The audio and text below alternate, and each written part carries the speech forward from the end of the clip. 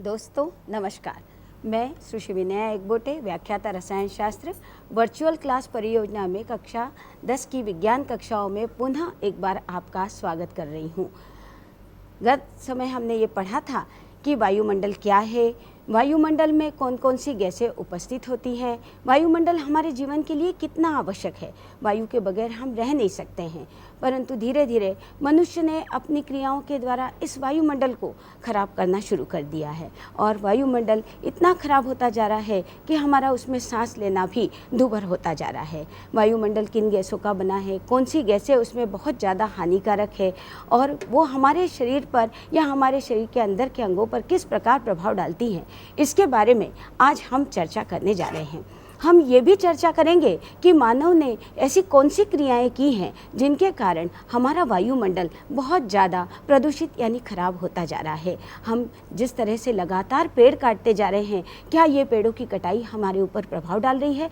अगर हम इसी तरह से क्रियाएं करते रहे तो एक समय निश्चित होगा जब हम शुद्ध वायु के लिए भी तरस जाएंगे। आज हम इसी संबंध में आगे बढ़ रहे हैं और हम देखेंगे कि मानव की क्रियाओं का वायुमंडल पर क्या असर होता है तथा वायुमंडल में उपस्थित जो हानिकारक गैसें हैं वो हमारे ऊपर क्या प्रभाव डालती हैं। इसके लिए आज हमारे साथ हैं विषय विशेषज्ञ श्रीमती संगीता अग्रवाल। तो संगीता अग्रवाल जी आपको बताएंगी कि किस तरह वायुमंडल को रखना चाहिए।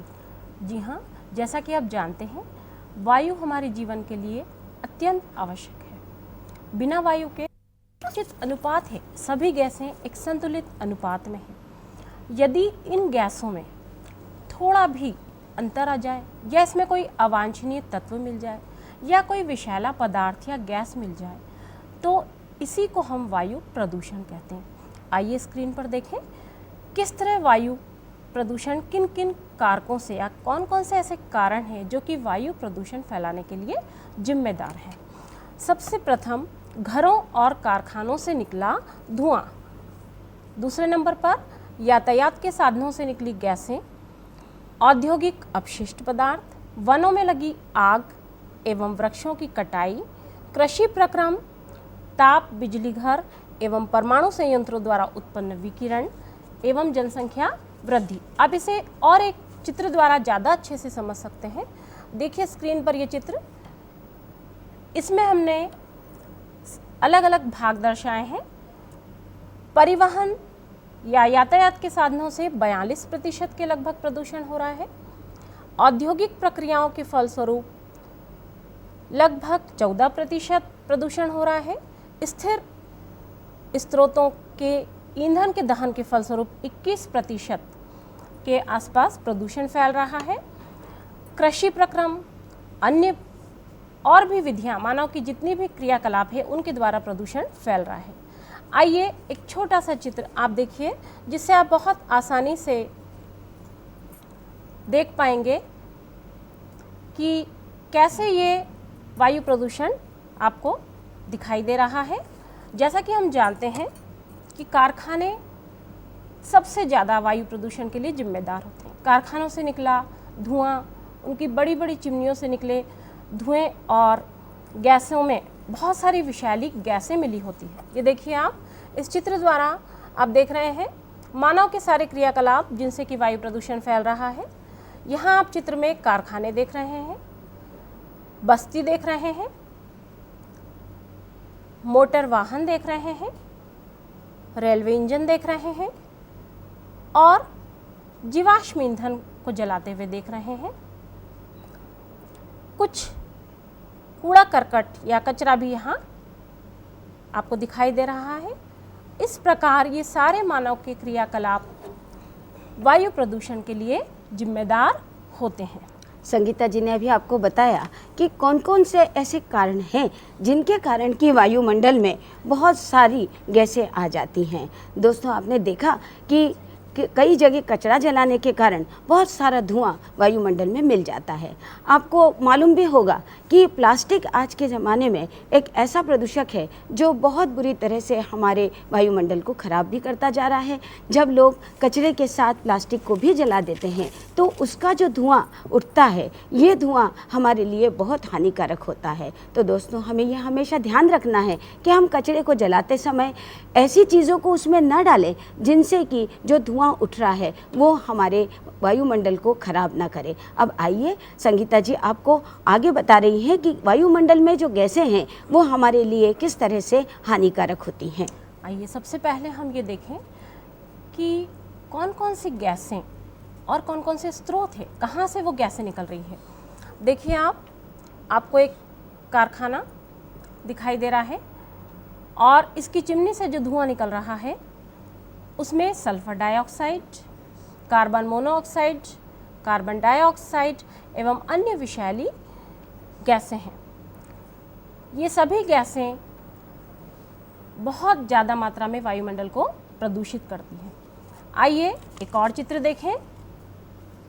आप यहाँ देख रहे हैं वाहनों से उत्पन्न धुआं और साथ ही धूल के कण, ये वायुमंडल में जाकर उसे प्रदूषित कर रहे हैं।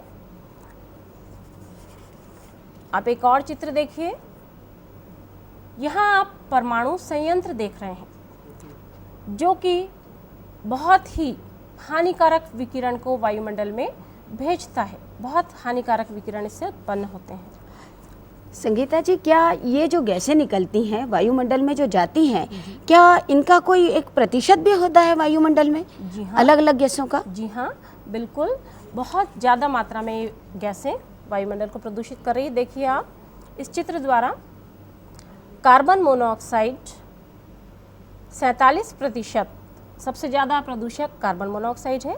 सल्फर डाइऑक्साइड का प्रतिशत 15 है, हाइड्रोकार्बन्स 15%, कणयुक्त पदार्थ 13% और नाइट्रोजन के ऑक्साइड 10%। इस प्रकार हम देख रहे हैं कि वायु प्रदूषक में सबसे अधिक कार्बन मोनोऑक्साइड गैस उपस्थित है और ये कार्बन मोनोऑक्साइड गैस बहुत ही घातक है हमारे शरीर के लिए, वनस्पतियों के लिए, जीव जंतुओं के लिए। कार्बन मोनोऑक्साइड अत्यंत घातक है। यह रक्त में हीमोग्लोबिन से मिलकर कार्बोक्सी हीमोग्लोबिन का निर्माण करती है जिससे ऑक्सीजन का अवशोषण रुक जाता है और ऑक्सीजन ही अगर हमारे शरीर को नहीं मिलेगी तो आप सोचिए क्या होगा, क्या हम जीवित रह पाएंगे? आप देखिए कार्बन मोनोऑक्साइड किस तरह से कार्बोक्सी हीमोग्लोबिन बनाती है और उसके सेवन से मृत्यु तक हो सकती है। इसी प्रकार एक और जहरीली गैस है सल्फर डाइऑक्साइड। सल्फर डाइऑक्साइड विषैले धुएं जो कि वाहनों से एवं कारखानों से निकलता है और घरेलू ईंधन के जलाने से भी सल्फर डाइऑक्साइड गैस निकलती है। ये गैस अम्ल वर्षा के लिए बहुत अधिक उत्तरदायी है। अम्ल वर्षा अर्थात जब सल्फर डाइऑक्साइड ऑक्सीजन से मिलती है तो सल्फर ट्राइऑक्साइड बनाती है। ये सल्फर ट्राइऑक्साइड पानी से मिलकर या जलवाष्प से मिलकर सल्फ्यूरिक अम्ल बनाती है और यही सल्फ्यूरिक अम्ल वर्षा के साथ मिलकर अम्ल वर्षा बनाता है जो कि जब भूमि पर गिरती है तो हमारे पेड़ पौधों को, जीव जंतुओं को, हमें और साथ ही इमारतों को भी नुकसान पहुंचाती है। ऐतिहासिक स्मारक एवं ऐतिहासिक इमारतें आज सल्फर डाइऑक्साइड के प्रभाव से बहुत ही ज़्यादा नष्ट हो रही हैं। आप देखिए सल्फर डाइऑक्साइड किस तरह से आपको चित्र में दिखाई दे रहा है कि कितनी जहरीली गैस। आप अनुमान लगा सकते हैं इस चित्र को देखकर कि कितना ज़्यादा धुआं फैक्ट्री से निकल रहा है और इसमें सल्फर डाइऑक्साइड की मात्रा भी बहुत है और ये किसी भी स्मारक को नष्ट करने के लिए, हमारे शरीर में विषैला प्रभाव डालने के लिए काफ़ी है। संगीता जी ने अभी आपको बताया कि ये गैसें कार्बन डाइऑक्साइड और सल्फर डाइऑक्साइड जब वायुमंडल में आने लगती हैं तो वायुमंडल में जो नमी उपस्थित रहती है या पानी के साथ क्रिया करके सल्फ्यूरिक अम्ल, सल्फ्यूरस अम्ल और दूसरे अम्ल कार्बोनिक अम्ल को बनाना शुरू कर देती हैं। ये अम्ल जब हमारी उन पुरानी इमारतों के साथ संपर्क में आता है तो उन्हें खराब करने लगता है। आपने सुना होगा कि आजकल हमारा ताजमहल, जिसे कि एक समय हमारे यहाँ पर दुनिया का आश्चर्य माना जाता था, उसके पास में जो रिफाइनरी मथुरा में लगी है, वहाँ से निकलने वाली कई गैसें ताजमहल को खराब करती जा रही हैं। आप सोच ही सकते हैं कि अगर इस तरह से प्रदूषण बढ़ता रहा तो निश्चित ही हमारे यहाँ की या हमारे देश की जो धरोहर हैं वो भी सब धीरे धीरे करके खराब हो जाएगी, जिनके ऊपर कि हमें बहुत गर्व है। तो दोस्तों, हमें इस बात का हमेशा ध्यान रखना है कि हम पॉल्यूशन को या प्रदूषण को कम करने की कोशिश करते रहें। आइए हम और आगे देखते हैं कि किस तरह से ये गैसें मानव जीवन को भी प्रभावित करती हैं। जैसा कि विनया जी ने बताया, ताजमहल नष्ट हो रहा है। थोड़ा सा बताना चाहूँगी मैं कि ताजमहल संगमरमर से बना है और संगमरमर सल्फ्यूरिक अम्ल से क्रिया करके, संगमरमर अर्थात कैल्शियम कार्बोनेट और संगमरमर सल्फ्यूरिक अम्ल से क्रिया करके कैल्शियम सल्फेट बना लेता है और जो कैल्शियम कार्बोनेट या मार्बल है या संगमरमर है वो उसका खराब हो जाता है। आइए कुछ और गैसें देखें। इन गैसों को देखने से पहले एक चित्र आप देखिए। यहाँ आपको एक बहुत ही भयानक चित्र दिखाई दे रहा है स्क्रीन पर। ये आपको बहुत सारे विषैली गैसों के प्रतीक के रूप में इसे दर्शाया गया है। आपको यहाँ लगभग 6 विषैले पदार्थ दिखाई दे रहे हैं। 6 आपको बहुत भयानक चेहरे दिख रहे हैं। इनमें हम एक मान सकते हैं कार्बन मोनोऑक्साइड, दूसरा मान सकते हैं कार्बन डाइऑक्साइड, तीसरा सल्फर डाइऑक्साइड, चौथा नाइट्रोजन के ऑक्साइड, पांचवा लेड सीसा जहरीले कण और छठा है धुआं या धुंध, जिसे हम प्रकाश रासायनिक धुंध भी कहते हैं। यानी सभी प्रदूषक मिलकर वायु को अत्यधिक प्रदूषित कर रहे हैं। आइए अब हम नाइट्रोजन ऑक्साइड की बात करें।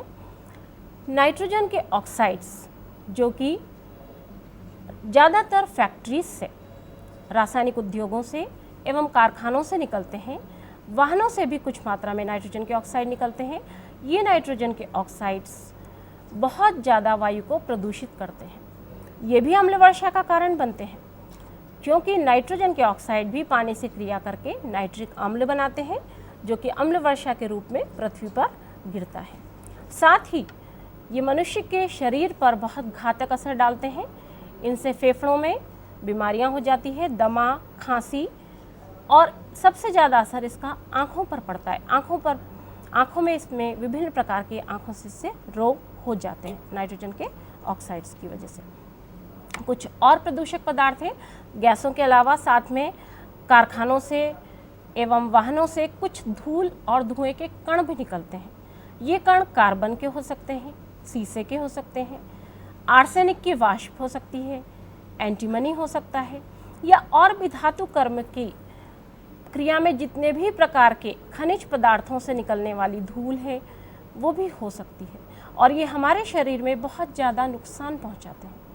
आपने देखा होगा या सुना होगा कि स्लेट के कारखानों के आसपास जो स्लेट बनती है जिस पर हम लिखते हैं, सिलिका बहुत ज़्यादा उड़ता है वहाँ के वातावरण में, और सिलिकोसिस नामक बीमारी मज़दूरों में या जो काम करते हैं वहाँ पर, उनमें वो बीमारी हो जाती है।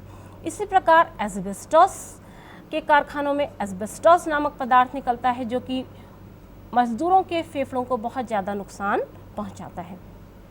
कार्बन के कण, ये भी हमारे शरीर में फेफड़ों को सबसे ज़्यादा वायु प्रदूषण से खतरा, सांस की बीमारी, फेफड़ों का कमज़ोर होना, त्वचा के कैंसर, इस तरह की बीमारियां इन विषैली गैसों से ज़्यादा होती हैं। जैसा कि संगीता जी ने अभी बताया कि carbon monoxide, carbon dioxide, sulphur dioxide, सीसा, धूल के कण, कार्बन के कण, ये हमारे स्वास्थ्य के ऊपर बहुत ही विपरीत प्रभाव डालते हैं। बच्चों, आप जानते हैं कि हम सांस के द्वारा ऑक्सीजन लेते हैं और कार्बन डाइऑक्साइड छोड़ते हैं। ये कार्बन डाइऑक्साइड पौधों के द्वारा उपयोग में लाई जाती है और पौधे अपना भोजन बनाते हैं, पर हम देख रहे हैं कि धीरे धीरे कार्बन डाइऑक्साइड की मात्रा बढ़ती चली जा रही है और पौधों की कटाई शुरू हो गई है।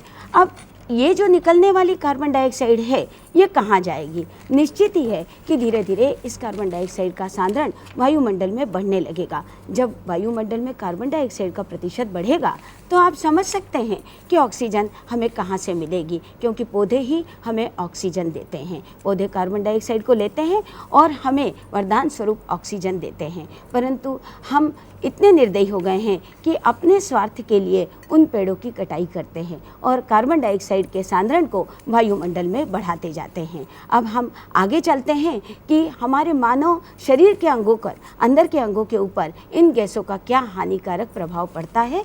आइए हम इसे जानें। देखिए, विभिन्न प्रकार की गैसें आपने पढ़ी। नाइट्रोजन की peroxide, oxide, sulphur dioxide, carbon monoxide, carbon dioxide, सीसा, आर्सेनिक, एंटीमनी, ये सभी विषैले पदार्थ ज़्यादातर आपने देखा है वाहनों से निकले हैं या घरेलू ईंधन या कारखानों के ईंधन से निकले।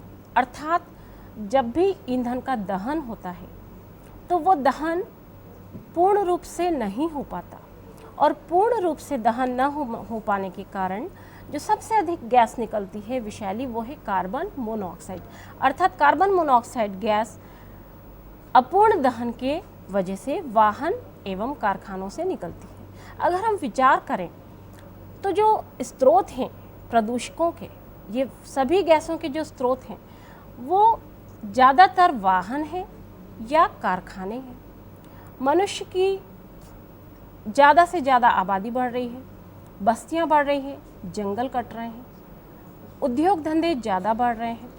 इन सब का प्रभाव सबसे अधिक हमारे वायुमंडल पर पड़ रहा है। जितना ज़्यादा हम जंगल को काटेंगे, जितनी घनी हम आबादी बनाएंगे, जितने ज़्यादा हम उद्योग लगाएंगे और जितने अधिक हम वाहन का प्रयोग करेंगे, उतना ही अधिक धुआं हमारे शरीर में पहुंचेगा, उतनी ही अधिक वायु प्रदूषित होगी। आइए एक चित्र के माध्यम से देखें कि फेफड़ों पर किस तरह वाहनों का धुआं, फैक्ट्रीज का धुआं असर डाल रहा है। आइए इस चित्र में देखें। आपको इस चित्र में दिखाई दे रहा है मनुष्य के फेफड़े, आपको यहाँ दिखाई दे रहे हैं। यहाँ आपको एक कारखाना दिखाई दे रहा है। इस कारखाने की चिमनी से धुआं निकल रहा है। ये मोटर कार से धुआं निकल रहा है। यहाँ रेलवे इंजन से धुआं निकल रहा है। एक बस से धुआं निकल रहा है। ऊपर हवाई जहाज से धुआं निकल रहा है।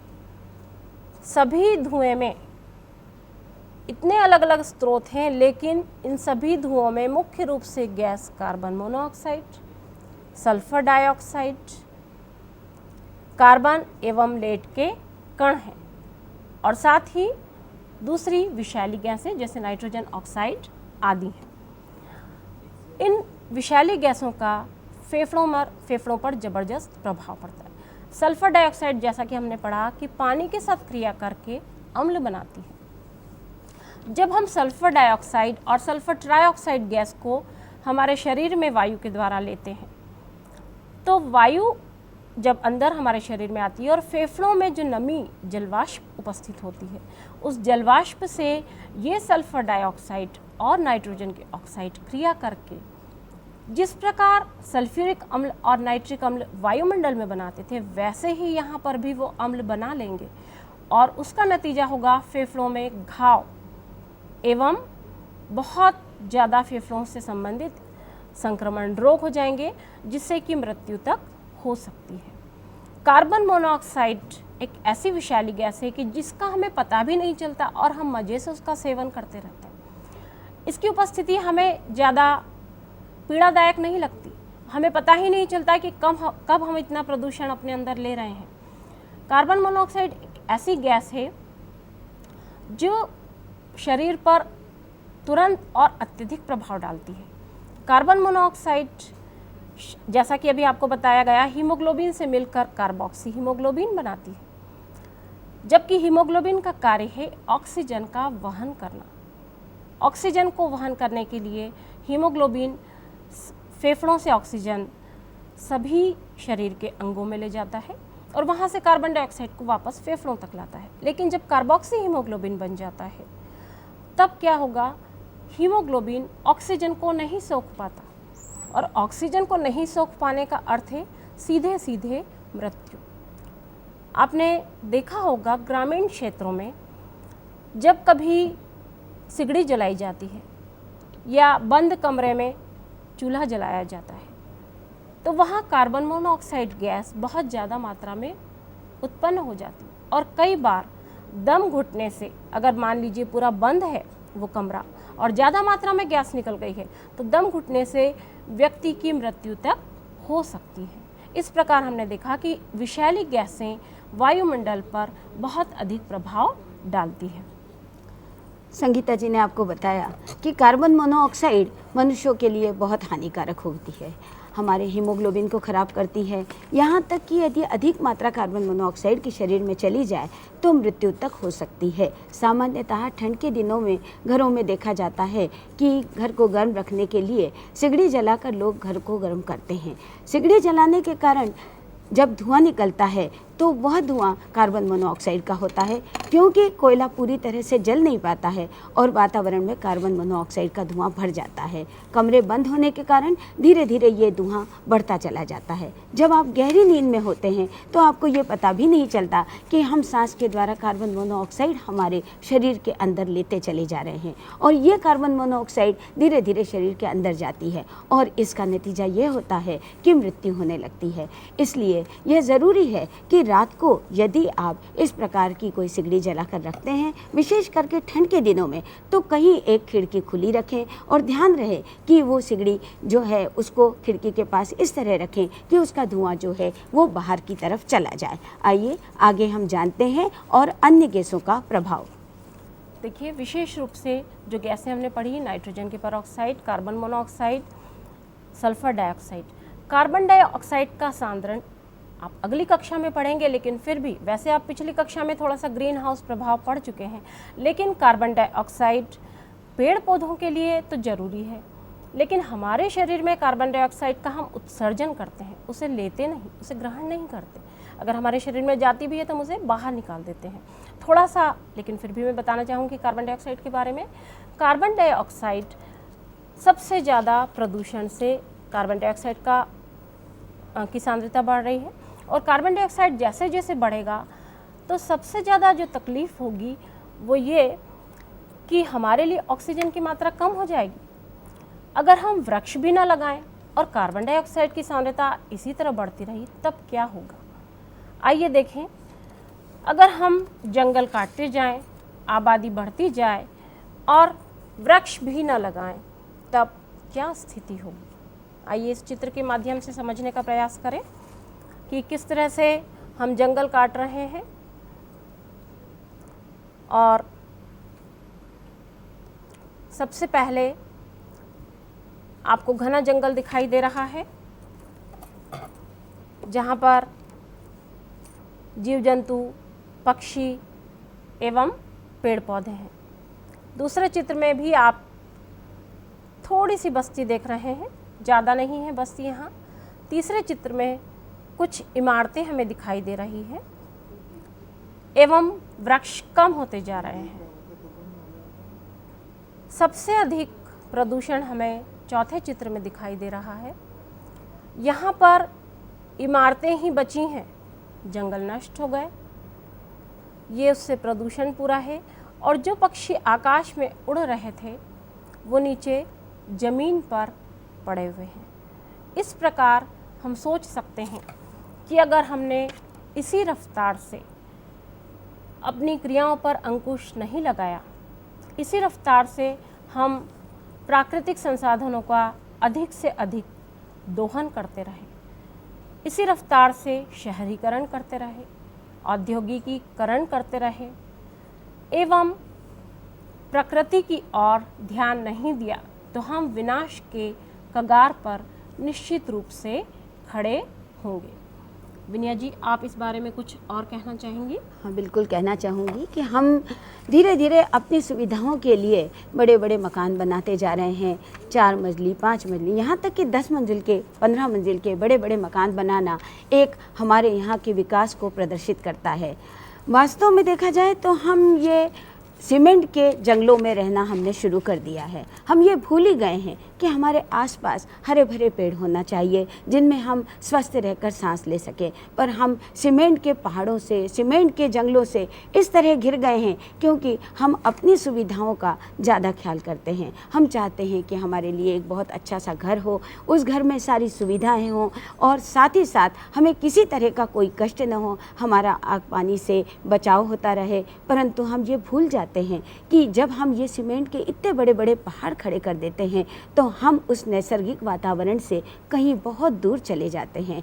हम समझ ही नहीं पाए कि कब हम उन नैसर्गिक वातावरण से दूर होते गए और इन पहाड़ों में घिरते चले गए हैं। और यही कारण है कि आज हम जो शहरों में रहते हैं लोग, वो शहरों से भागकर और पहाड़ों के ऊपर घूमने जा रहे हैं। सोचते हैं शायद हमें कहीं हरा भरा जंगल दिखाई देगा जहाँ पर हम खुली हवा में सांस ले सकेंगे।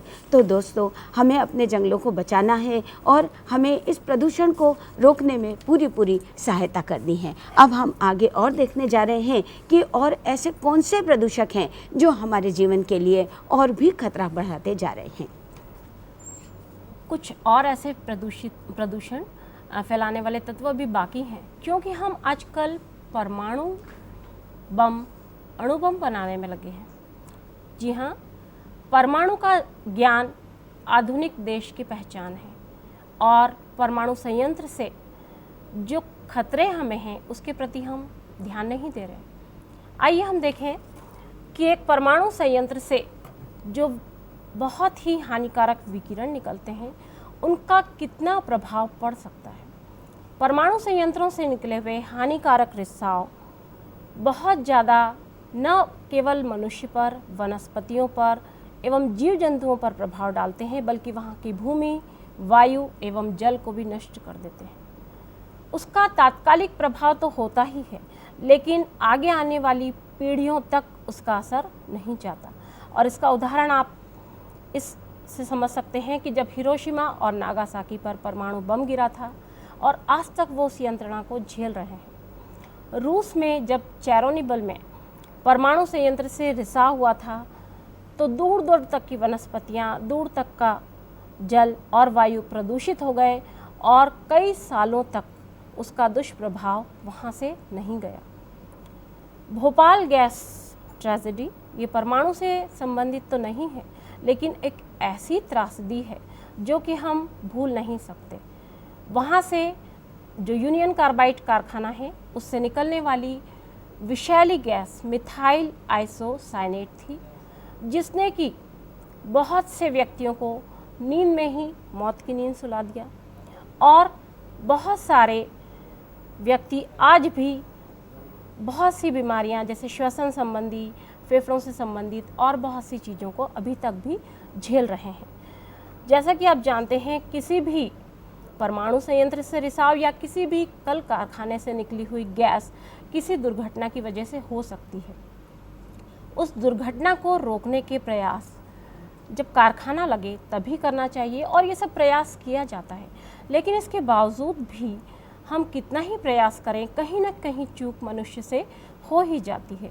तो क्यों ना हम कुछ ऐसा प्रयास करें जिससे कि बहुत अधिक रासायनिक पदार्थ हमें न बनाने पड़े, जैसे कि रासायनिक खाद, रासायनिक कीटनाशकों की फैक्ट्री से बहुत जहरीले रसायन निकलते हैं।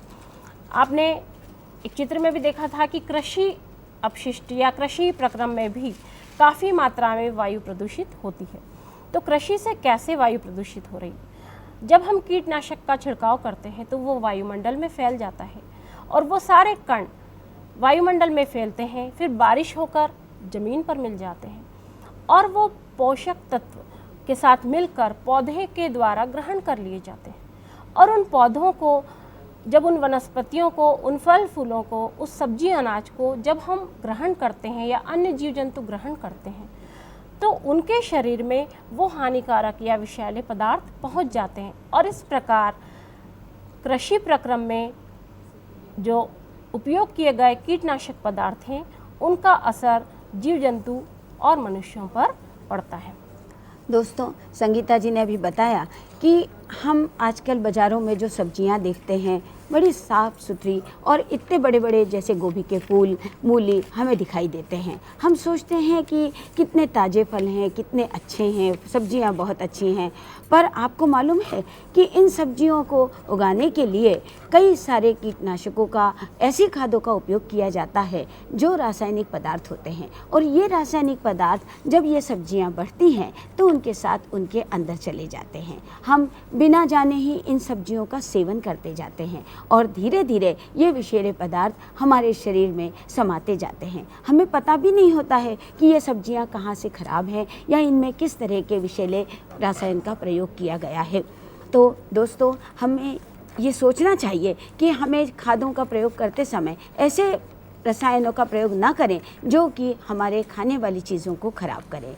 मैं आपको एक बात और बता देना चाहूँ कि हम जो कुछ इस अध्याय में पढ़ रहे हैं, यदि आपको किसी प्रकार की कठिनाई हो तो आप हमें इन नंबरों पर संपर्क करें 24680202422092। हम कई बार आपको ये फ़ोन नंबर बता चुके हैं और हम आज आपसे पुनः फिर कह रहे हैं कि अगर इस पाठ में अभी आपको कोई परेशानी है तो अंतिम 10 मिनट में आप हमसे प्रश्न कर सकते हैं। तो आइए अब हम आगे चलते हैं। इस पाठ के कुछ प्रश्न मैं आप लोगों को चाहूँगी आप नोट करें। पहला प्रश्न, कोई 4 वायु प्रदूषक पदार्थ लिखिए। प्रश्न आपको ठीक से दिखाई नहीं दे रहे होंगे। कोई 4 वायु प्रदूषक पदार्थ लिखिए, पहला प्रश्न। दूसरा, वायु प्रदूषण के स्रोतों का वर्णन कीजिए। वायु प्रदूषण के स्रोतों का वर्णन कीजिए। तीसरा, कार्बन मोनोऑक्साइड के कुप्रभाव लिखिए। चौथा प्रश्न, सल्फर डाइऑक्साइड से होने वाली हानियां लिखिए। पांचवा प्रश्न, वायुमंडल पर मानव क्रियाओं का प्रभाव समझाइए। वायुमंडल पर मानव क्रियाओं का प्रभाव समझाइए। एक बार पुनः प्रश्न सुन लीजिए। पहला प्रश्न, कोई 4 वायु प्रदूषक पदार्थ लिखिए। दूसरा, वायु प्रदूषण के स्रोतों का वर्णन कीजिए। तीसरा, कार्बन मोनोऑक्साइड के कुप्रभाव समझाइए। चौथा प्रश्न, सल्फर डाइऑक्साइड से होने वाली हानियां लिखिए। और पांचवा प्रश्न, वायुमंडल पर मानव क्रियाओं का प्रभाव समझाइए। इसके अलावा और भी छोटे छोटे प्रश्न आ सकते हैं, जैसे अम्ल वर्षा क्या होती है, या वायु में नाभिकीय विकिरण या परमाणु विकिरण के कौन से खतरे हैं, या कौन सी ऐसी गैस है जो कि ऑक्सीजन का अवशोषण रोकती है, या नाइट्रोजन के ऑक्साइड किस तरह से हमारे शरीर पर हानिकारक प्रभाव डालते हैं। नाइट्रोजन के ऑक्साइड की बात चली है, तब मैं आपको एक चीज़ और बताना चाहूँगी कि नाइट्रोजन ऑक्साइड एक बहुत ही हानिकारक पदार्थ बनाता है जिसे हम कहते हैं प्रकाश रासायनिक धूम्र। प्रकाश रासायनिक धूम्र या धुंध। जब नाइट्रोजन के ऑक्साइड वाहनों से निकलते हैं तो वो प्रकाश की उपस्थिति में, और अगर कोहरा भी हो, ठंडे प्रदेशों में ज़्यादा ये समस्या पाई जाती है, कोहरा भी हो और प्रकाश की उपस्थिति में नाइट्रोजन के ऑक्साइड एक धूम्र या धुंध जैसा बना लेते हैं, जिसे हम प्रकाश रासायनिक धुंध कहते हैं। इस धुंध की वजह से वाहन चालकों को ठीक से दिखाई नहीं देता और बहुत सारी सड़क और रेल दुर्घटनाएं इससे हो सकती हैं। साथ ही ये धुंध या धूम्र शरीर पर भी, जीव जंतु, वनस्पति एवं मनुष्य के शरीर पर भी बहुत अधिक घातक प्रभाव डालता है। आपने देखा होगा कई बार बहुत कोहरा होता है, लेकिन कोहरे के साथ अगर नाइट्रोजन के ऑक्साइड मिल जाएं और वो धुंध के रूप में बदल जाएं तो वो बहुत ज़्यादा हानिकारक हो जाता है। इसी प्रकार सल्फर के ऑक्साइड, कार्बन के ऑक्साइड, चाहे वो कार्बन मोनोऑक्साइड हो चाहे कार्बन डाइऑक्साइड हो, इन सब विषैली गैसों के अलावा और भी जो प्रदूषण फैलाते हैं, जो धूल युक्त कण हैं या जो कण हैं, सिलिका, एस्बेस्टॉस, एंटीमनी, पारा, आर्सेनिक की वाष्प, कुछ कण वाष्पित भी, कुछ जो पदार्थ है वाष्पित हो जाते हैं रासायनिक उद्योगों से, खनिजों से निकलने वाले उद्योग, और जो भी हम धातु कर्म संबंधी क्रियाएं करते हैं उन उद्योगों से, एवं वाहनों से। वाहनों में पेट्रोल में सीसा मिला होता है, और पेट्रोल में सीसा आप जानते हैं क्यों मिलाया जाता है?